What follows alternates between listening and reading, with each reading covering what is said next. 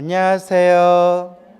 예, 지장경 강의 시간입니다. 자, 우리 한번 교재를 볼까요? 112페이지. 지장보살 지장기도 10종 공덕에 대해서 이야기 나누고 있었죠? 1. 농사를 짓는 땅에는 풍년이 들며 2. 집안은 언제나 편안하며 3. 먼저 죽은 가족들은 천상에 나고 4. 살아있는 가족들은 장수하며 라고 돼 있죠? 살아있는 가족들은 장수하며. 그래서 오래 살고 짧게 단명하고 이것도 사실 누가 지은 업이다? 예, 자기가 지은 업대로 살아간다. 그래서 인명은 제천이다 라는 말이 있죠. 사람의 명은 어디에 달렸구나? 하늘에 달렸구나. 근데 불교에서는 하늘이란 표현을 안 쓰고 누가 지은 업대로 사는구나? 내가 지은 업대로 사는구나. 그래서 수행을 많이 하고 그리고 부처님께 연불공덕을 많이 지으면 단명살이 수명장수로 바뀌게 되고 혹 단명한다 하더라도 다음 생에 반드시 더 좋은 몸을 받게 된다. 그래서 부처님 가르침에 큰 스님 가르침에 한결같이 이야기하고 있습니다. 그래서 예전에 깜짝 놀랐던 얘기인데 어느 비구니 스님께 직접 들은 이야기예요. 직접. 이 비구니 스님께서 연세가 90이 넘으신 아흔이 되신 어머니 노모가 계셨는데 치매가 오셨대요. 뭐가 왔어요? 치매. 너무 슬프죠. 그러니까 세상에서 가장 슬픈 질병 중에 하나가 치매라는 얘기가 있어요. 가장 사랑했던 가족 얼굴도 못 알아보잖아요. 근데 또 희한한 게 뭐냐면 그렇게 치매 걸리신 분이 막내 아들만 찾더래요.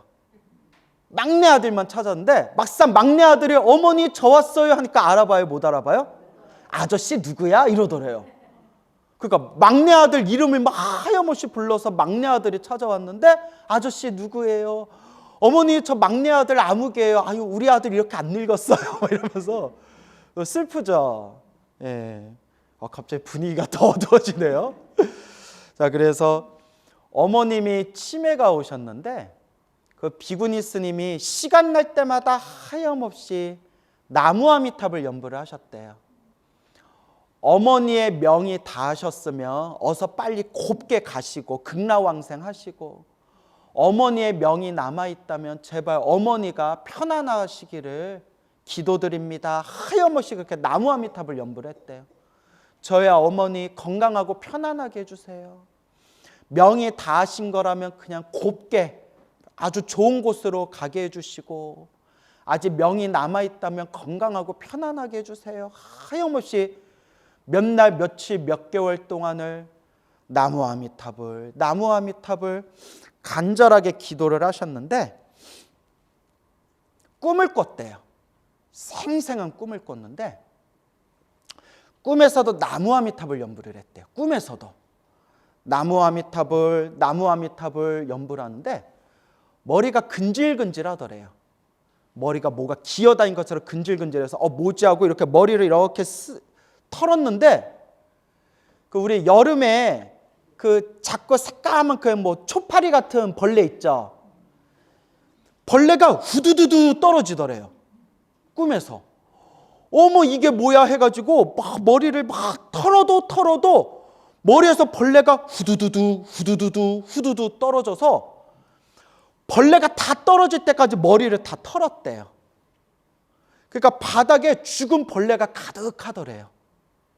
그래서 그 벌레를 빗자루로 벌레를 쓸어 담아서 밖에다가 딱 버리면서 잠에서 딱 깼대요. 그 꿈을 꾸고 나서 신기할 정도로 어머니 치매 증상이 점점 호전되더니 정상으로 돌아오셨대요. 참 별일이 다 있죠.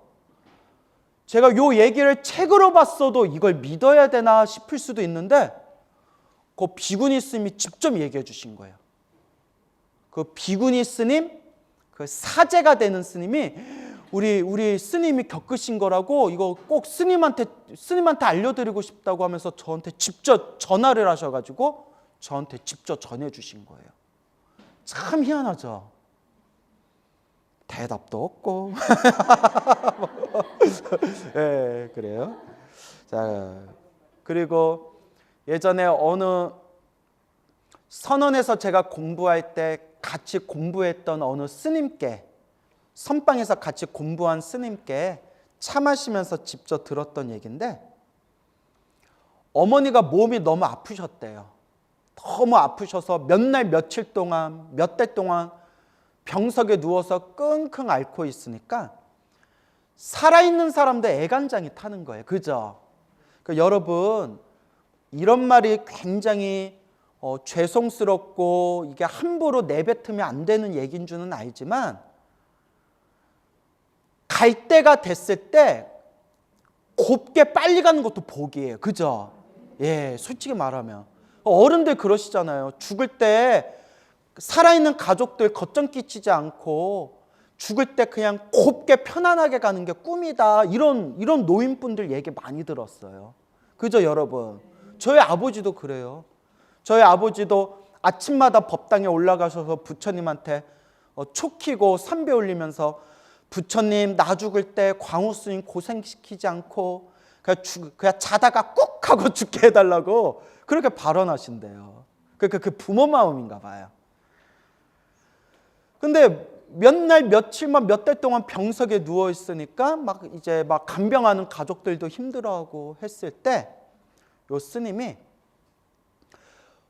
법당에 가서 불전에다가 부처님께 공양을 올리고 간절하게 염불 했대요.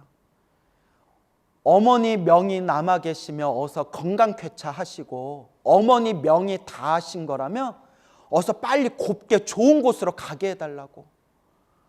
아픈 분도 힘들고 살아있는 사람들도 힘들고, 부처님 어머니 명이 남아있다면 어서 건강 쾌차하게 해주시고, 어머님이 명이 다 하신 거라면 어서 그냥 곱게 좋은 곳으로 가게 해주십시오. 다 기도를 올렸는데 그 다음 날인가 형제한테 전화가 왔대요.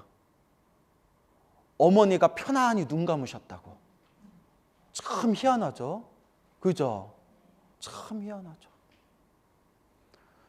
자, 그래서 살아있는 가족들은 장수하며, 명이 남아있다면 건강 쾌차하옵기를 바라고 수명장수하옵기를 바라오며, 명이 다 하신 거라면 어서 곱게 더 좋은 곳으로 영가천도하여지이다, 극락왕생하여지이다, 이렇게 우리가 발언하고 축원하면서 기도하는 겁니다. 그렇죠? 그러니까 여러분, 염불을 많이 하셔야 돼요. 뭐 해야 돼요? 염불을 많이 하셔야 돼요. 그거 항상 발언하세요. 연세 드셨을수록 저 갈 때 어떻게 가게 해주세요? 예, 염불하면서 곱게 가게 해주세요. 항상 이렇게 기도하셔야 돼요. 그래서 제가 너무 좋아하는 큰 스님 법문 중에 스스로 천도하는 불자가 됩시다. 너무 멋있죠? 나 죽은 뒤에 자손들이 나 천도시켜주기를 바라지 말고, 나 천도제 지내주기를 바라지 말고, 누가 천도하는 불자가 됩시다? 내가 스스로 천도하는 불자가 됩시다. 스스로 천도하고 싶은 분들은 과일을 많이 먹어야 돼요. 무슨 과일? 아유, 눈치도 빨라. 천도복숭아. 네, 천도복숭아. 아우, 나 복숭아 싫어하는데. 이러시면. 자, 웃자간 얘기예요. 자, 그래서 살아있는 가족들은 장수하며, 다섯 번째, 구하는 바가 뜻대로 이루어지며 라고 되어 있죠. 그래서 우리 기도하다 보면 소원 성취하신 분들이 많아요. 소원 성취하신 분들이 참 많아요. 근데 아무리 기도해도 안 되는 건 있더라고요. 뭔지 알죠? 그러니까 나랑 인연이 부족한 거는 잘 안 돼요. 내가 복이 부족한 거는 잘 안 이루어져요. 그래서 어떤 사람은 기도 한 번 안 했는데도 하는 일마다 일이 술술 풀리는 사람이 있고, 어떤 사람은 절에 열심히 다니고 기도를 열심히 했는데도 하는 일이 잘 안 풀리는 사람이 있고. 그렇죠, 여러분?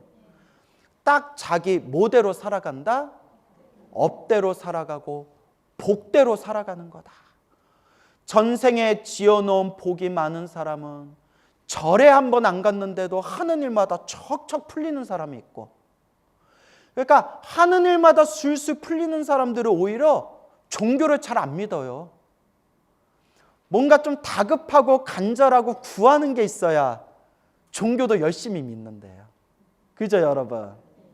근데 전생에 지어놓은 복이 없는 사람은 이번 생 기도를 많이 해도 자꾸 장애가 생기는 거예요. 지어놓은 복이 없으니까. 전생에 지어놓은 복이 없이 박복하게 살았는데 어찌 이번 생에 기도 좀 조금 했다고, 부처님께 공양 좀 조금 올렸다고, 어찌 전생에 지어놓은 게 없는 사람이 이번 생 조금 닦았다고 모든 일이 술술 풀리기를 바라느냐. 그런 법은 없다. 내가 지은 복대로 살아가는 거다. 단 이번 생 열심히 기도했는데도 나쁜 일이 생기는 것은 크게 받을 걸 어떻게 받는 거고? 작게 받는 거고, 이번 생 지어놓은 복과 선업을 이번 생 내가 못 받았다 하더라도 언제라도 반드시 받는다? 다음 생에라도 반드시 받는다. 그게 인과법이에요. 그러니까 부처님도 법구경 같은 경전에 분명히 말씀하셨어요. 씨앗을 심었으면 때가 돼야 열매를 맺듯이 복을 지었어도, 선업의 씨앗을 심었어도 인연이 무르익어야 그 행복의 열매를 얻게 된다. 근데 우리 불자들은, 특히 우리 한국 사람들은 성질이 급해가지고 내가 부처님한테 기도했는데 왜 나한테 왜 좋은 일 안 생기지? 소원 성취가 안 되지? 이런 얘기를 하고 있어요. 그래서 모든 것이 무슨 법이다? 그렇죠, 인연법이다. 항상 복을 짓고 선업을 짓고 공덕을 닦으면서 무엇이 무르익어야 된다? 인연이 무르익어야 돼요. 무슨 년? 인연. 자, 그래서 구하는 바가 뜻대로 이루어지리라. 내가 열심히 기도하고 염불하고 공덕을 지었는데도 구하는 바가 이루어지지 않는다면 아직 무엇이 무르익지 않아서 그렇다? 인연이 무르익지 않아서 그렇다. 그냥 닦는 수밖에 없다. 뭐 하는 수밖에 없다? 닦는 수밖에 없다. 그걸 명심하시기 바랍니다. 알겠죠? 그래서 내가 구하는 바가 이루어졌냐 이루어지지 않았느냐 그걸 따지지 말고 내가 지금 복을 짓고 있는가, 선업을 쌓고 있는가, 공덕을 닦고 있는가, 내가 행복의 열매를 딸 수 있는 씨앗을 심었는가, 항상 그거를 기준으로 둬야 돼요. 그래서 늘 명심하세요. 기도를 열심히 했는데도 나쁜 일이 생겼다. 크게 받을 걸 어떻게 받는구나? 작게 받는구나. 내가 절에 열심히 다니고 기도하면서 복을 많이 지었는데도 내가 원하는 결과를 성취하지 못하고 있구나. 언제라도 반드시 받는다? 다음 생에라도 반드시 이 공덕을 내가 스스로 받게 된다. 이 인과법, 인연법에 여러분들이 믿음을 탁 세우셔야 됩니다. 알겠죠? 그래서 여러분, 기도 좀 했다고 모든 일이 술술 풀린다면 세상이 얼마나 아름답겠어요. 기도 좀 했다고, 복 좀 지었다고, 선업 좀 지었다고 하는 일이 술술 풀린다면 이 지구상에 있는 이 중생들 중에 괴로운 사람이 몇이나 있겠어요. 그런데 해도 잘 안 풀리니까, 해도 별 결과가 없으니까 에휴, 기도해봤자 소용없구나, 불교 공부해봤자 소용없구나, 복지해봤자 소용없구나, 그런 마음이 생기게 되는 거예요. 그러니까 어느 불심이 깊은 노보살님이 계셨는데 그 불심 깊은 노보살님의 따님이 있는데 뭐 저는 잘 모르는 분인데 건너 들었어요. 그 딸이 하는 얘기가 자기는 절대 절에 안 다니고 절대 종교를 안 믿는데요. 왜 그러냐 하고 물어보니까 야, 우리 엄마가 그렇게 절에 다녔는데도 우리 집안 잘 풀린 사람이 누가 있냐? 남 얘기 같지 않죠? 우리 엄마가 그렇게 평생 절에 다녔는데도 잘 된 게 뭐가 있냐고. 절에도 돈만 퍼줬지. 그래서 절에 다녀봤자 아무 소용없다는 거예요. 근데 심정적으로는 그 마음이 이해가요. 이렇게 불교 공부를 깊이 하고 이념법, 인과법에 믿음이 없으면 다 불교 공부에 깊이 이 인과법의 도리에 대해서 이해를 못하면 다 절에 다니다가 자꾸 안 좋은 일 생기고 안 좋은 결과가 생기면 당연히 절에 가기 싫어지죠. 야, 백날 절에 가봤자 아무 소용없다. 여러분들 이렇게 불교 공부 안 했으면 다 흔들렸겠죠. 근데 우리는 이미 배웠잖아요. 부처님 경전에 큰 스님들 법문에 분명히 나오잖아요. 전생에 지은 빚을 언제 갚고 있는 거고 지금 그 빚을 갚고 있는 거고 지금 쌓은 이 공덕을 언제라도 다 받는다? 다음 생에라도 다 받는다. 이 인과법. 그래서 삼세 인과. 과거, 현재, 미래로 자기 업의 인연이 쫙 펼쳐지는 거예요. 스님, 우리 어머니가 평생 절에 다니고 부처님께 공양 올리고 기도했는데도 왜 이렇게 우리 집안 살아가는 게 힘듭니까? 전생에 지독하게 큰 업보를 지은 사람들끼리 이번 생에 가족으로 모인 겁니다. 이번 생에 가족으로 모여서 그 업보를 지금 받고 있는 겁니다. 근데 어머님이 또 이번 생에 열심히 부처님께 공양 올리고 기도 열심히 하셨으니 그 공덕을 이번 생에는 전생에 지은 그 빚을 이번 생에 갚고 이번 생에 지은 공덕은 또 언제 받는 겁니다? 다음 생에 그거 다 받는 겁니다.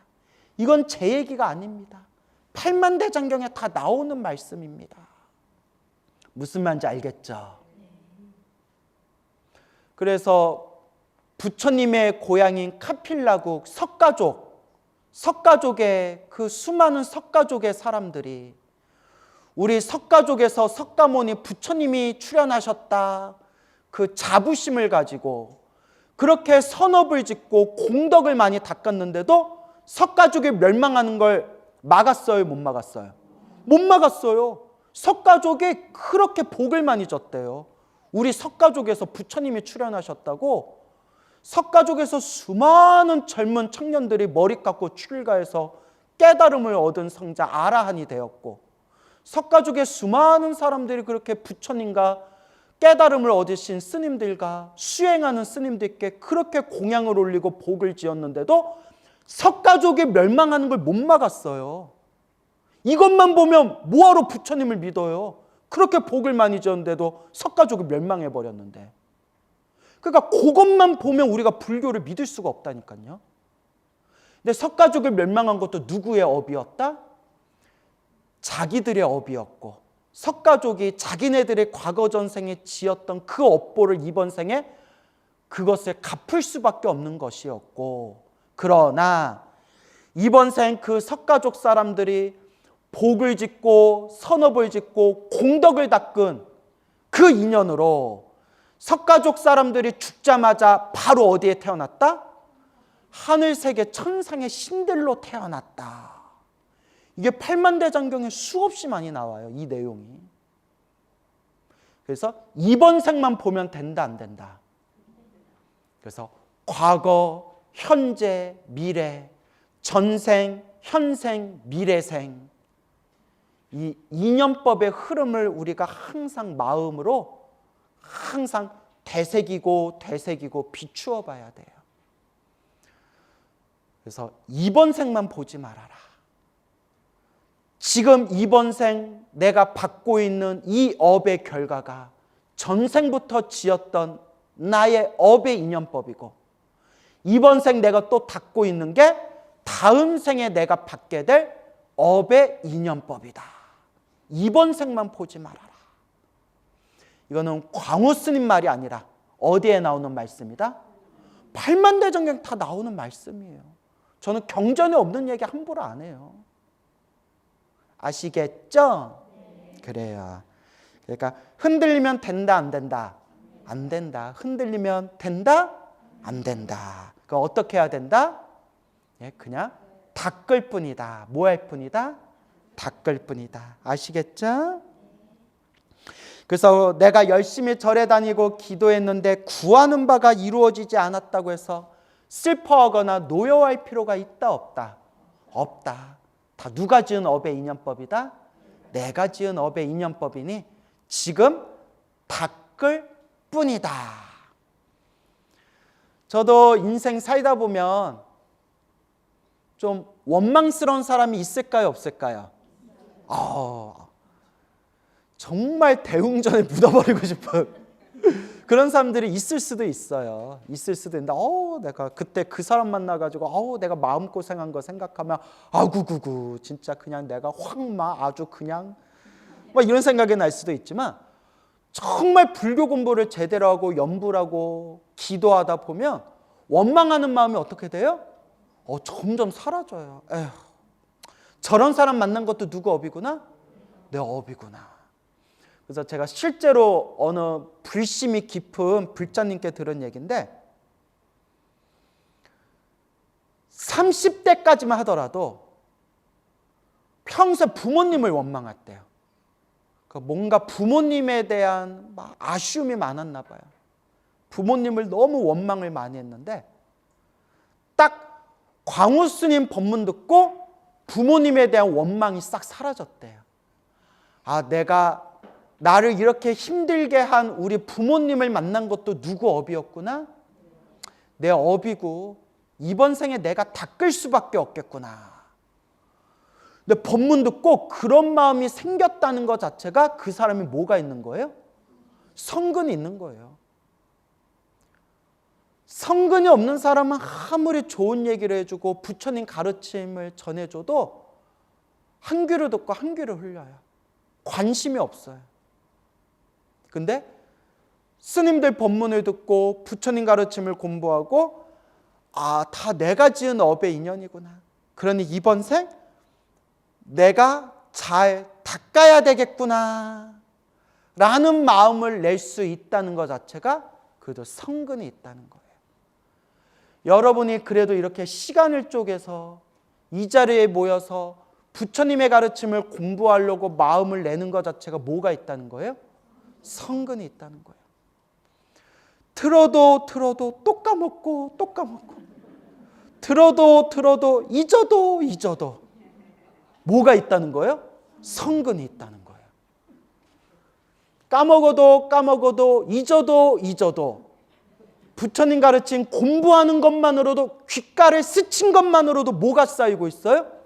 공덕이 쌓이고 있는 거예요. 진짜로. 그래서 제가 늘 얘기하잖아요. 와준 것만도 고맙다고. 네? 뭔 얘기인지 알겠죠? 자, 그렇게 닦을 뿐입니다. 알겠죠? 6번째, 수재나 화재를 만나지 않고. 수재가 뭐예요? 물의 재앙. 화재는 뭐예요? 불의 재앙. 물의 재앙과 불의 재앙을 만나지 않고. 그리고 하지만 여러분, 제가 예전에도 말씀드렸지만 불교를 아무리 열심히 믿어도 나쁜 일이 생겨요, 안 생겨요? 생긴다고 했잖아요.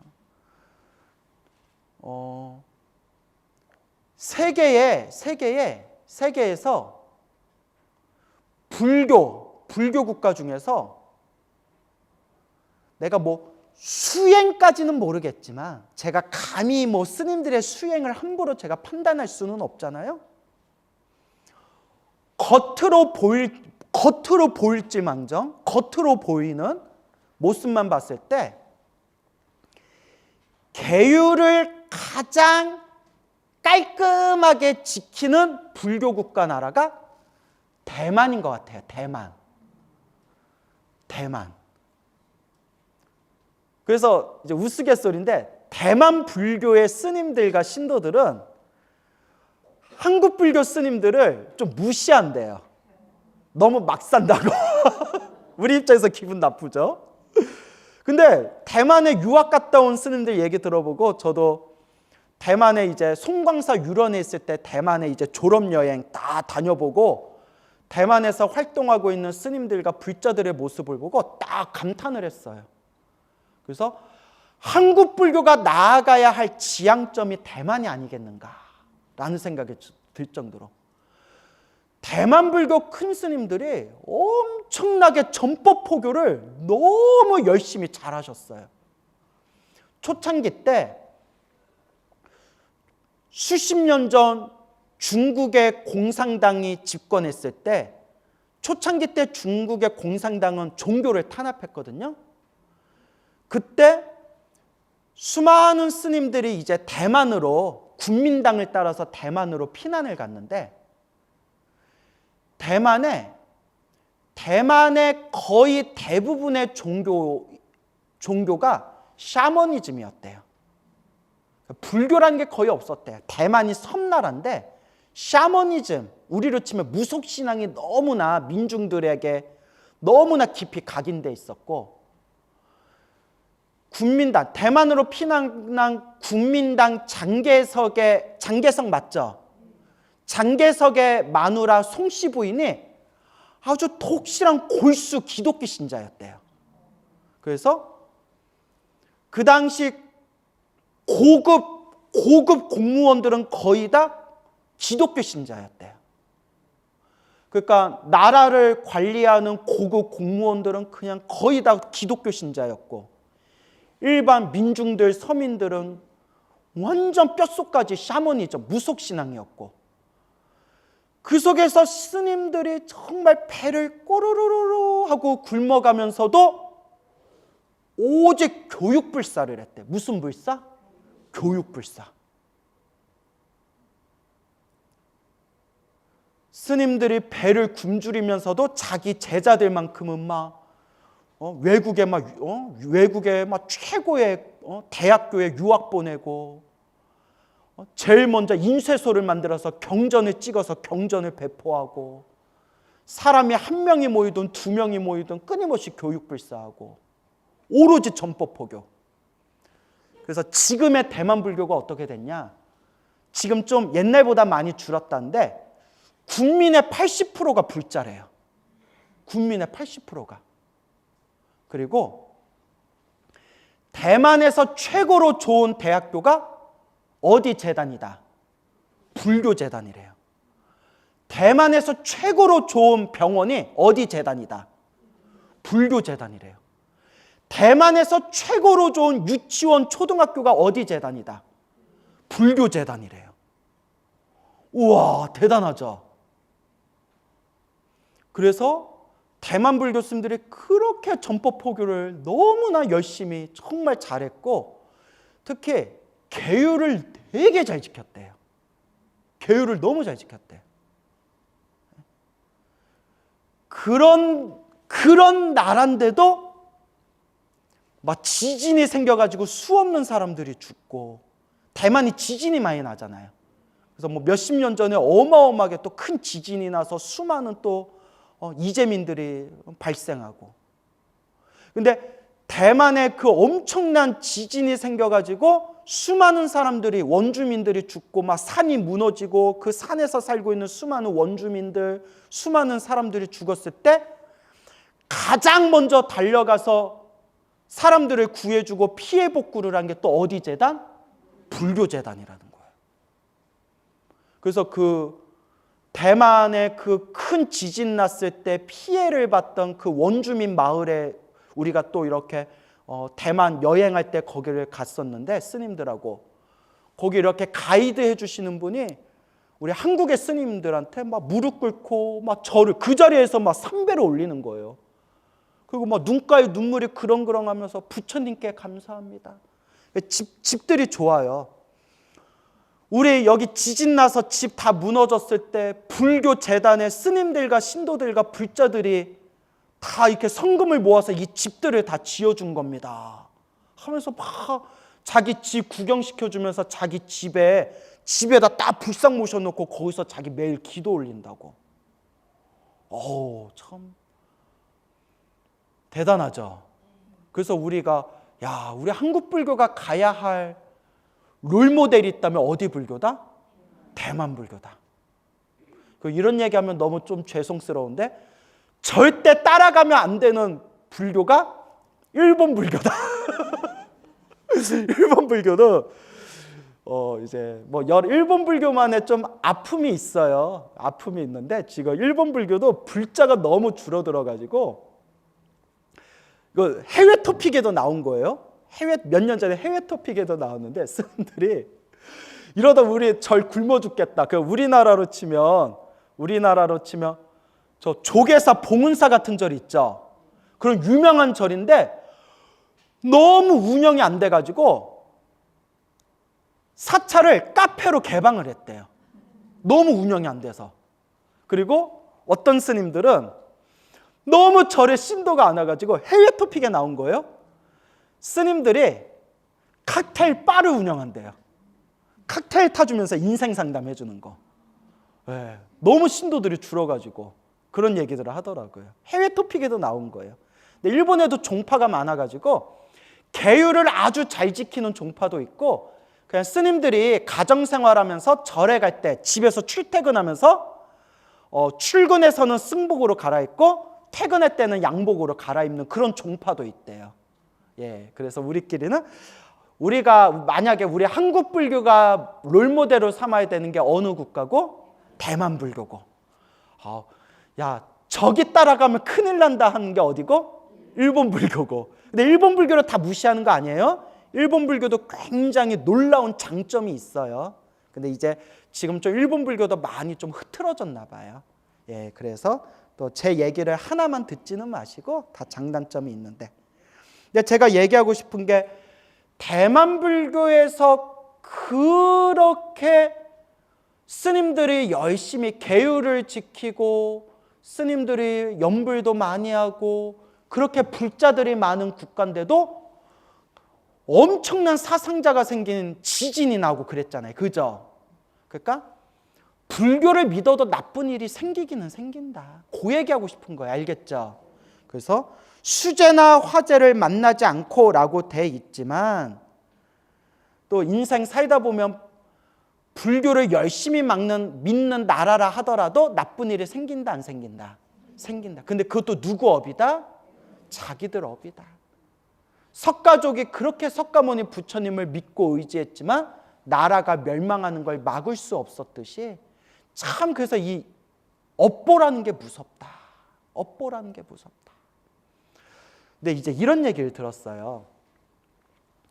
1950년대 중공군이 티베트를 침공해가지고 티베트의 달라이라마가 이제 인도로 망명을 갔는데 인도에서 달라이라마한테 땅을 줬어요. 여기에 티베트 피난민들이 여기서 살아라.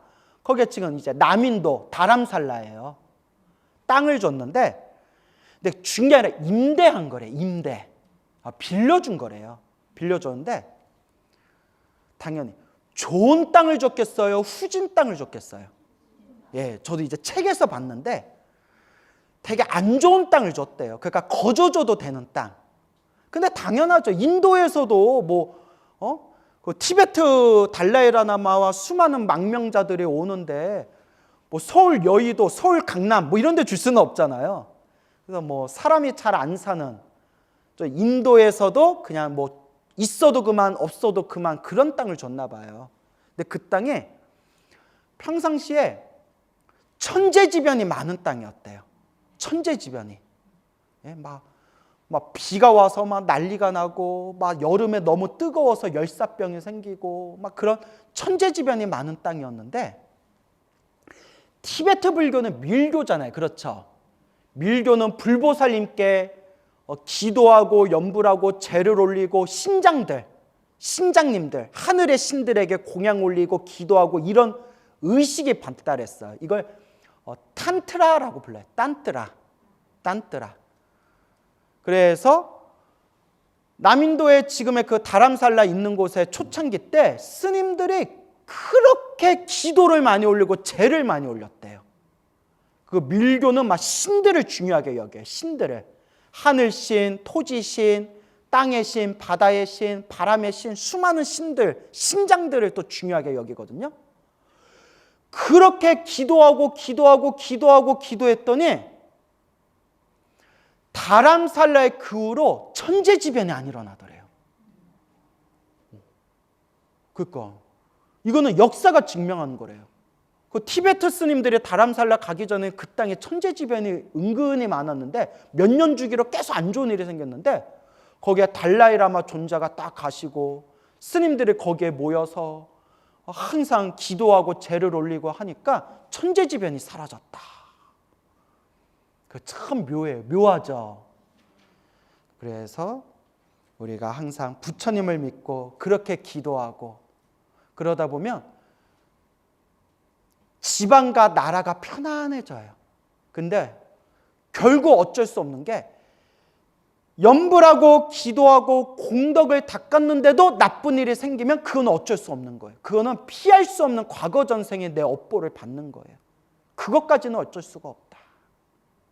하지만 좋은 일이 생기든 나쁜 일이 생기든 뭐 할 수밖에 없다? 우리는 그냥 복을 짓고 선업을 짓고 공덕을 닦고 기도할 수밖에 없구나 라는 걸 명심하시기 바랍니다. 아시겠죠? 자, 7번 재물에 헛된 손실이 없으며 라고 돼 있죠? 그래서 제가 실제로 많은 불자님들께 들은 이야기가 너무너무 경제적으로 힘들었을 때 부처님께 간절히 기도해가지고 집안의 사업이 크게 일어났다라는 얘기를 엄청 많이 들었어요. 엄청 많이 들었어요. 그리고 스님들도 불사하다가 너무나 힘들고 벽에 부딪혔을 때 간절하게 기도했더니 갑자기 평소에 오지도 않았던 신도들이 전국에서 몰려와가지고 시주를 해서 불사가 잘 됐다. 이런 얘기를 제가 막 법문 다니다가 주지스님께 직접 그런 얘기도 듣고 이런 적이 많아요. 하지만 반대로 스님 기도 열심히 하는데도 먹고 살기가 힘들어요. 스님 기도 열심히 했는데도 저 이번에 그냥 장사 접기로 했어요. 이런 얘기도 간간히 듣기도 해요. 왜 누구는 기도를 조금만 했는데도 돈이 술술 모이는가? 또 왜 누구는 기도를 간절하게 했는데도 결국은 사업을 접을 수밖에 없을 정도로 힘들어지는가? 이것도 누구 업이다? 내 업이다. 기도해서 다들 그냥 사업과 장사가 잘 되고 좋은 일이 술술 생겼으면 좋겠는데 내 마음 같지가 않아요. 근데 그런 얘기는 많이 들었어요.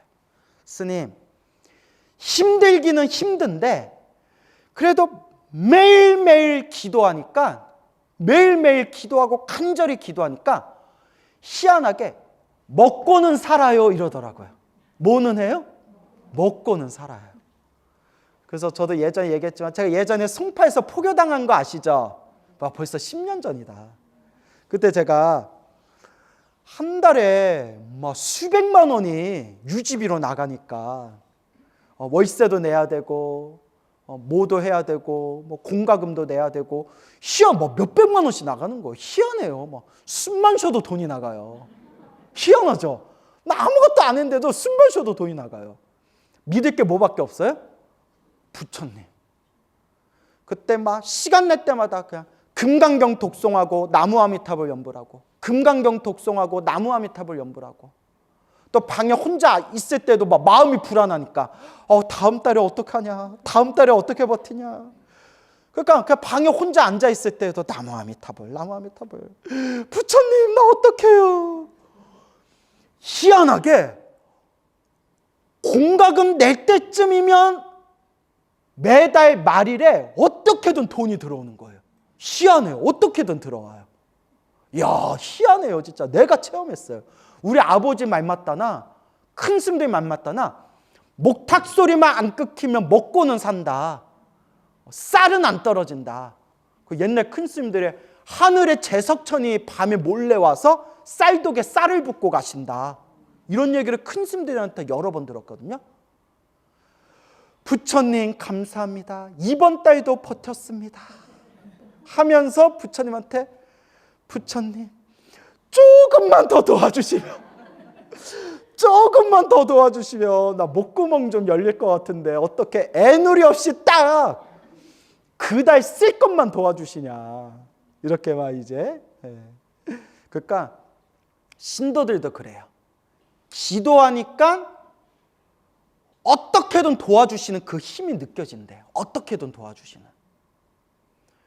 그렇게 결국 우리가 힘들고 괴로울 때 의지할 건 뭐밖에 없다? 부처님밖에 없다. 어느 거사님이 계셨는데 이제 오래전 얘기죠. 오래전 얘기인데 공장을 했는데 자그맣게 중소기업 공장을 했는데 얼마나 돈을 많이 벌었는지 야 이대로 우리 서울 한복판에 이러다가 우리 건물 세우는 거 아니냐 할 정도로 돈이 술술 들어왔대. 일이 엄청 잘 됐대요. 그러다 IMF가 터져서 IMF 직격탄을 받아가지고 쫄딱 망했대요. 그러니까 쫄딱 망했대요. 정말 그냥 죽으려고 했대요. 얼마나 막막한지 죽으려고 했대요. 그때 실제로 그냥 허망하게 세상 떠나신 분들 많죠. 얼마나 막막했겠어요. 아우, 이런 얘기하기도 슬프네요. 나무아미타불. 애들 때문에 버텼대. 애들 때문에. 애들 아니었으면 자기들 그냥 죽었을지도 모른다고. 평생 일궈놓은 게 다 그냥 물거품이 돼버리고 온갖 그냥 엄청난 빚을 져버렸으니까.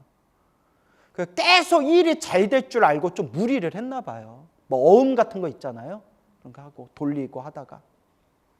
그래서 결론만 말씀드리면 그 거사님이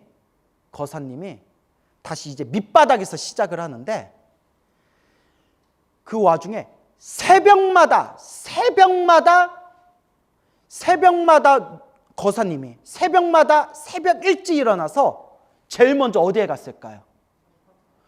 절에 가서 새벽 아침 동안 매일 1000배를 했대요. 매일 1000배를 하고 출근을 했대요. 여러분 이해가 돼요? 안 돼요? 야, 저도 그렇게 못해요. 직장 생활이 얼마나 힘들어요. 밑바닥에서 다시 시작하는데 새벽 아침에 일어나면 절에 가서 딱 1000배 하고 출근을 했대요. 1000배 하고 출근했대요. 비가 오나 눈이 오나 딱 3년 1000일을 했대요. 이렇게 너무나 절박했대요. 너무나 절박했대요.